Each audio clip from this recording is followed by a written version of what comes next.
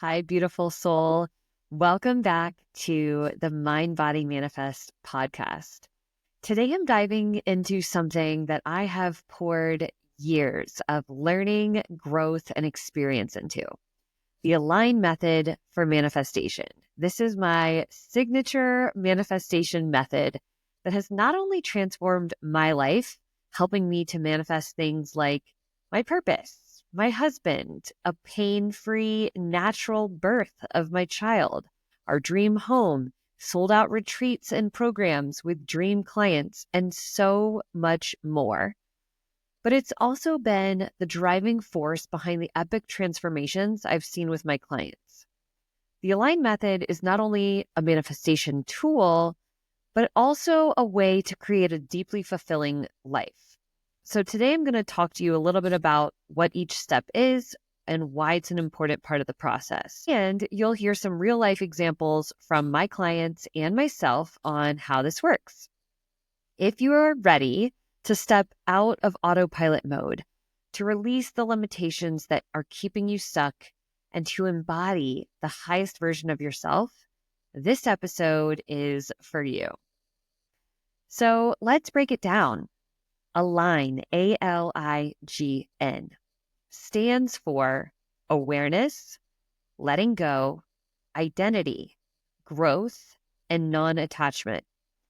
Each phase or step is a building block of the manifestation process that allows you to shift your mindset, elevate your energy, and create powerful results in your life.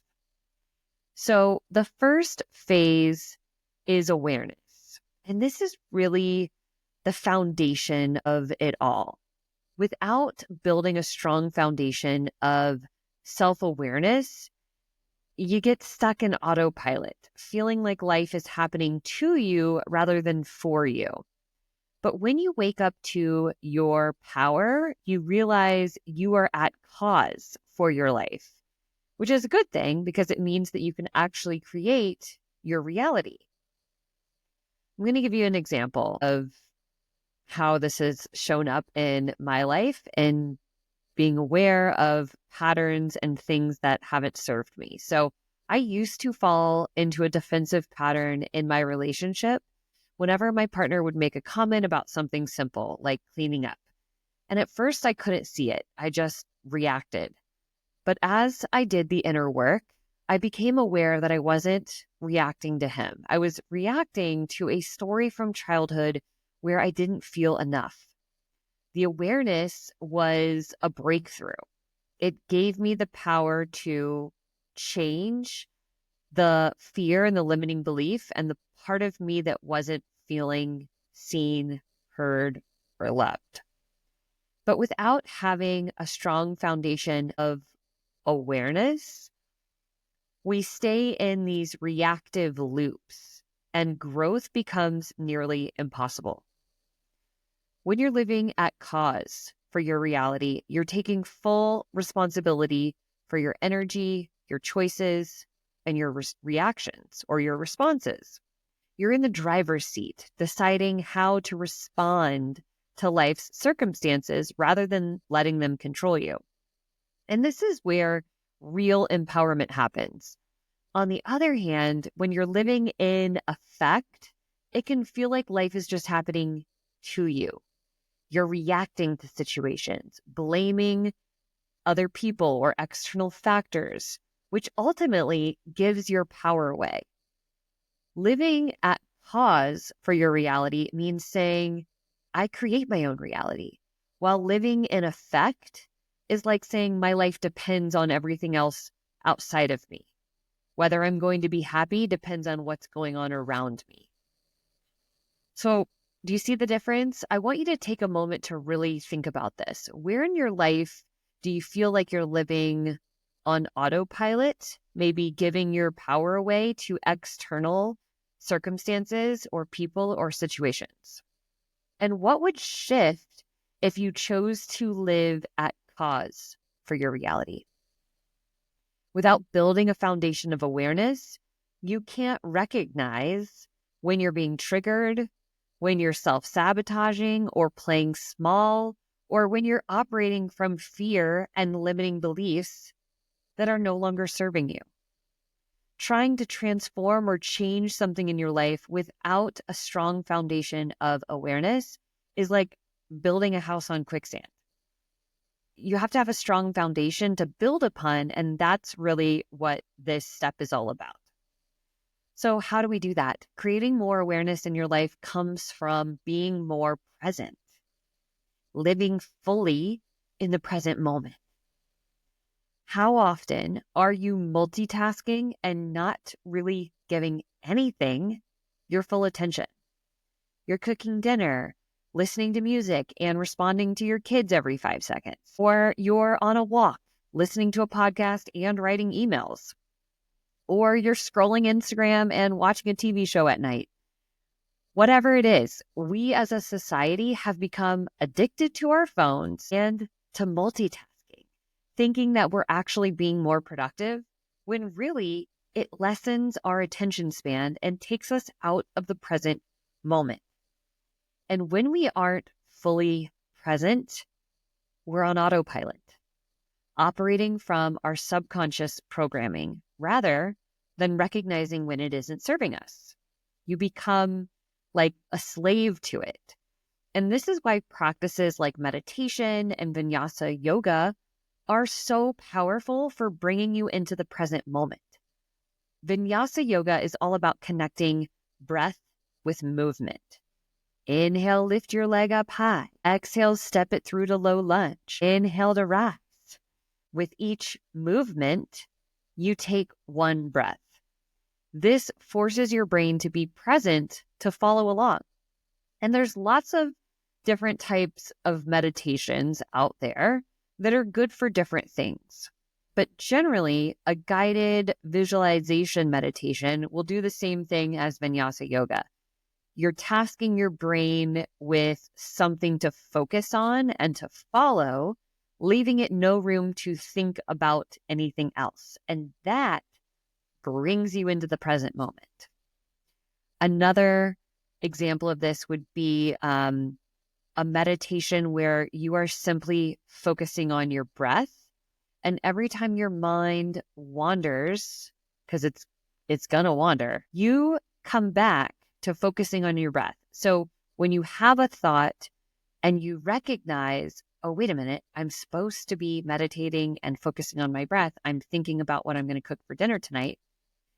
In that moment, when you recognize that you're thinking about something else and you've taken yourself out of the present moment, when that happens and you bring yourself back to focusing on your breath, you've now brought yourself back into the present moment. This is training your brain to come back to the present moment.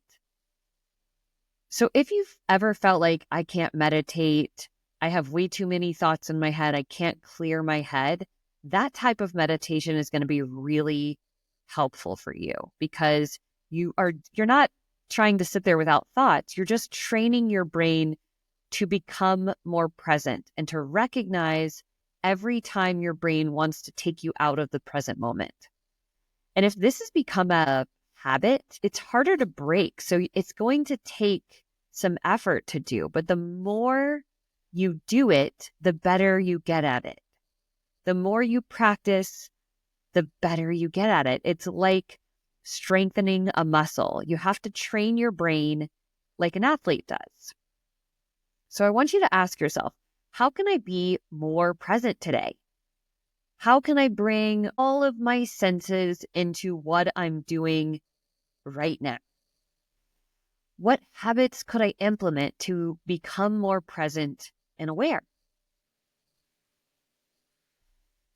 All right, let's move on. The next step, the next phase is letting go. This step is about clearing out what no longer serves you, whether that's limiting beliefs, old habits, or relationships that are draining your energy. Without letting go, you're like a vessel that's too full to receive anything new. It's exhausting, and this can also lead to burnout. When I guide my clients through this phase, it's all about creating space energetic space or physical space. I had one client who was stuck in a job that she didn't love, and a part of her wanted to start her own business. But she had all of these fears and limiting beliefs as to why she couldn't do that were keeping her stuck. Fears and limiting beliefs like, I don't have the money or the cash flow to invest in it. What if my old boss comes after me for starting my own company? What if it doesn't work out and I have to go back to working for someone else? I mean, these are real concerns. But when we uncovered the root of these fears and limiting beliefs and released them energetically, she opened herself up to receiving new opportunities. She attracted everything she needed to be able to leave that toxic job and start her own company. And now she's thriving, doing what she loves. When we cling to old beliefs and habits, it's like carrying around a heavy backpack full of outdated baggage. It weighs us down, clouds our vision, and keeps us looking back rather than looking forward.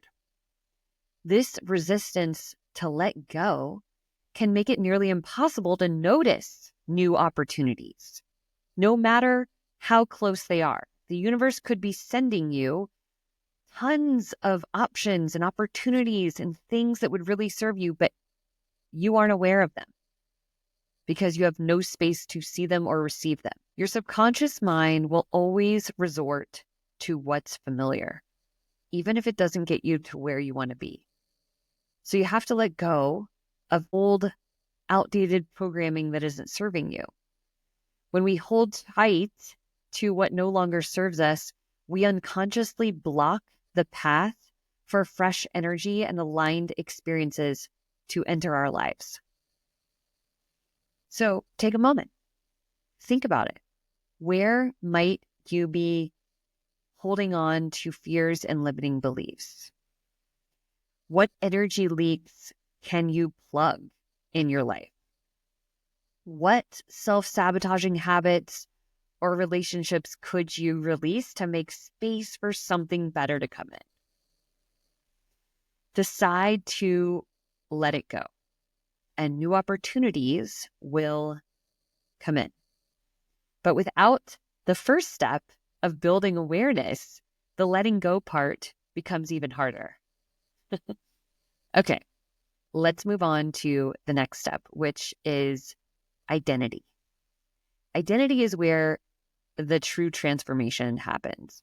To manifest the life you want, you have to start seeing yourself as the person who already has it. Because who we believe we are shapes every thought, choice, and action. When we shift our identity, it's like setting a new standard for our lives. We naturally start to embody the energy of that next level. I noticed this in every part of my life. Years ago, I had a manager look me in the eye and say, Laura, you're a leader. I hadn't seen myself that way before, but once I fully embraced it, everything shifted.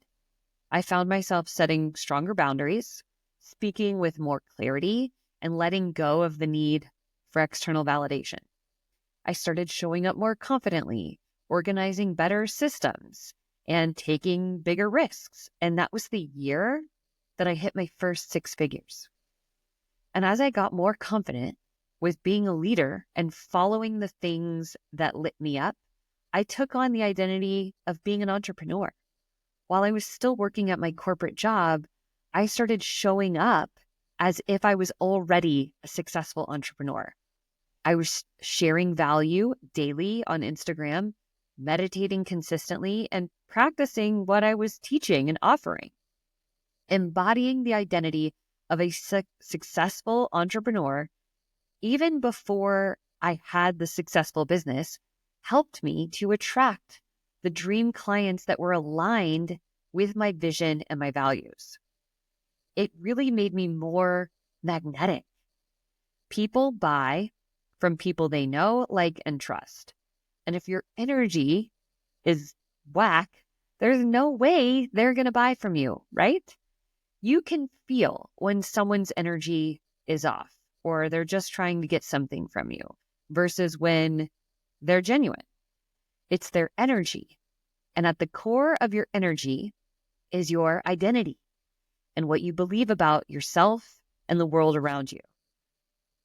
When you identify as someone who is capable, worthy, and aligned with abundance, you show up in ways that attract abundance, opportunities, and success. And that's why if you don't see yourself as a leader, you won't lead. If you don't see yourself as someone deserving of love, it's hard to attract healthy relationships. It all starts with who you believe yourself to be. Shifting my identity created a ripple effect that lifted every area of my life, helping me to not just manifest external success, but also a deeper sense of fulfillment and peace. So for this step, I want you to ask yourself, who do I need to become to manifest my dreams? What new identity do I need to step into? What does that version of me believe? How do things get to be for that version of me? How does that version of me show up for herself? What are her habits? How does she make decisions? What are her priorities? Start embodying her now, even before you have the results. It starts with the inner process to see the external results. Okay, let's move on to the next step. The next step is growth. Now, this is all about embodying a growth mindset, which means seeing setbacks as opportunities to learn and grow. But if you don't have this, every no or failure that you experience feels like a reason to quit. But with a growth mindset, setbacks are just feedback, guiding you to the next level. One of my very first coaches and mentors used to always say, there is no failure, only feedback. Reese Evans, I love you so much. That one belief shifted so much for me when I started to see the things that I thought were failures just as feedback. It allowed me to adjust and continue to move forward. Adopting a growth mindset is one of the most powerful shifts you can make. When we embrace challenges with curiosity instead of fear, we open ourselves to new perspectives and new possibilities. Give you another example. When I faced a setback in my business early on, I was pretty frustrated. But when I shifted my mindset around it, I realized that experience was exactly what I needed to refine my strategy and help me to get more clear on my vision and how to serve the people I'm meant to serve. This allowed me to take smarter action, and from there, I was moving forward with more clarity and purpose. The other aspect to a growth mindset is having an attitude of gratitude. Gratitude is one of the highest vibrational frequencies. The more grateful you feel, the more things you attract that make you feel grateful.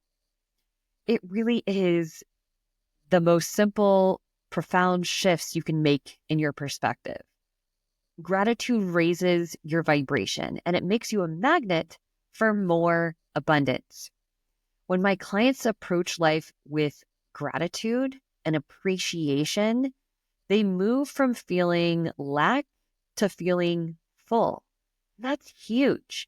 It changes the way you see opportunities and you start moving forward with inspired action. Science has proven that making a conscious effort to be more grateful and appreciative of what you have changes your brain. And the more you do it, the more ingrained the path of neurons, so you have more positive thoughts, which leads to more positive feelings, which lead to more empowered actions and aligned opportunities. People that make a conscious effort to be more grateful also have less anxiety, less depression, less mental health issues, and are generally happier. So this is why adopting a growth mindset is so powerful in this process. All right. Now, the last step or the last phase is non-attachment. And this one is so important. Non-attachment is about releasing the need for your desire to unfold in a specific way or within a certain timeline. It's trusting that the universe knows the best path to bring your desires to life. One of the most powerful examples of this is my past client, Amber. She had a big dream of homeschooling her kids, traveling with her husband, and living out of a van. But she believed that it would take at least 7 years to make this happen. Together, we worked on releasing her attachment to it happening a certain way and when it would all come together, letting go of the idea that it had to unfold the one way she could imagine. And when she released this attachment and opened herself up to any path the universe could provide, things began to align almost miraculously. New opportunities came up that she couldn't have anticipated. Things just fell into place. And her dream life manifested in only 3 months, far sooner than she'd ever expected. By releasing her grip on how and when it would happen, she allowed the universe to surprise her, and she found herself living the exact life she dreamed of without the long wait that she expected. When we are attached to an outcome, we're in clingy, desperate energy. It's like trying to control a relationship by holding on too tightly. Have you ever been in a relationship with someone, or maybe you've been that person where one of you is just really clingy and kind of needy, and that energy pushes the other person away? But when we have this energy of it's already done, of course it is, exactly what I want is happening, it's like a non-attached energy. Things just flow. You open yourself up to receiving what it is that you desire rather than chasing and clinging to it. Okay, I hope that these steps really helped bring some clarity for you. If you are ready to align with the life you've been dreaming of, these 5 steps: awareness, letting go, identity, growth, and non-attachment, create a powerful roadmap for manifesting your dream life and personal transformation. Each step builds on the one before it, guiding you deeper into alignment. But here's a quick note. Just as growth and success aren't always linear, these steps don't always unfold in a perfect order. Sometimes you'll find yourself focusing on growth and then uncover a new layer of letting go. Or sometimes you might practice non-attachment and realize there's a new limiting belief you need to shift. And that's okay. Our logical mind craves order, but the process of manifestation can be more fluid, unfolding in a way that's exactly right for you. After years of trial and error, I've discovered that while each step has its own unique purpose, together they create a transformative, adaptive path for manifesting your dreams.